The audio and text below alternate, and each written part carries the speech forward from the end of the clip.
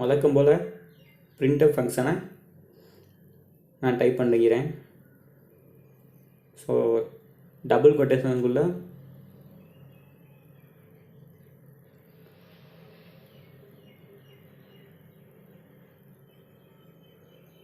ஹலோன்னு கொடுத்துக்கிறேன், வேர்டை கொடுத்துக்கிறேன்.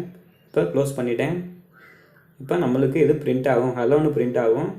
இதுதான் அவுட்புட்டு. இப்போ கமாண்டை பற்றி பார்க்க போகிறோம். இப்படி ஆஸு தான் கமாண்டோட சிம்பிள். ஆஸ் கொடுத்துட்டு நீங்கள் என்ன வேர்டை டைப் பண்ணாலும் அது இந்த கம்பைலர் எடுத்துக்காது, அதை இக்னோர் பண்ணிக்கணும். இதுதான் இதோட வேலையே. இப்போ இங்கே கமாண்டு என்ன வேண்டாலும் கொடுங்க. இங்கே பாருங்கள், டங்கிலீஷில் அடிக்கிறேன்.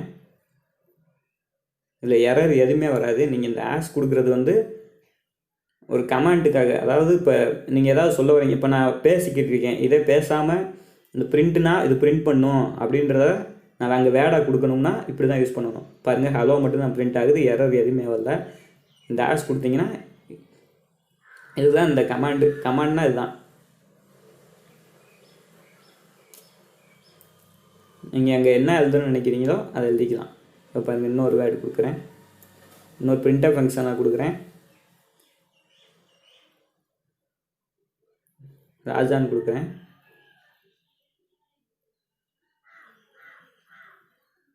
ஓகே, இதில் இருந்தால் ஆஸ். இப்போ இதுக்குள்ளே ஆஸில் ஒரு பிரிண்ட் ஃபங்க்ஷனை கால் பண்ணுறேன்.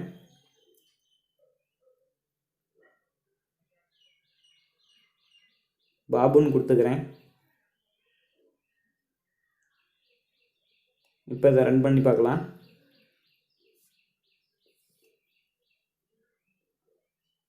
பாருங்கள், ஹலோ ராஜா மட்டும் தான் பிரிண்ட் ஆகிருக்கு. அது எதுவுமே அந்த ஆஸுக்கு அப்புறம் என்ன வருதோ அது எதுவுமே பண்ணாது.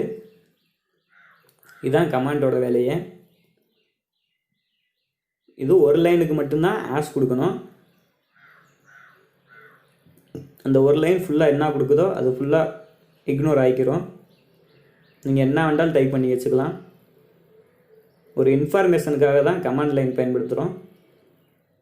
பாருங்க, இப்போ நெக்ஸ்ட் லைனில் டைப் பண்ணுறேன். சும்மா ஏதாவது ஒரு வேர்டை டைப் பண்ணிக்கிட்டு இருக்கேன். இப்போ பாருங்கள், எரர் வருது.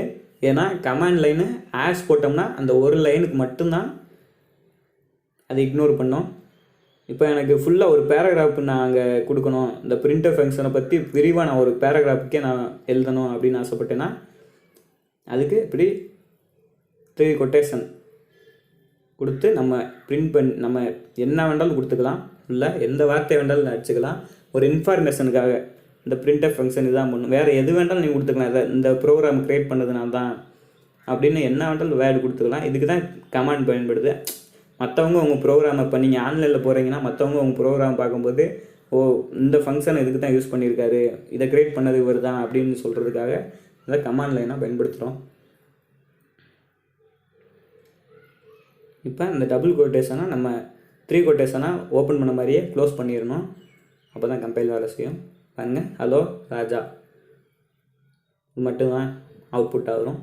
இப்படி நீங்கள் பல வேர்ட்ஸு டைப் பண்ணணும், சென்டென்ஸு யூஸ் பண்ணணும்னா, பேராகிராஃப் படிக்கணும்னா இப்படி யூஸ் பண்ணிக்கலாம்.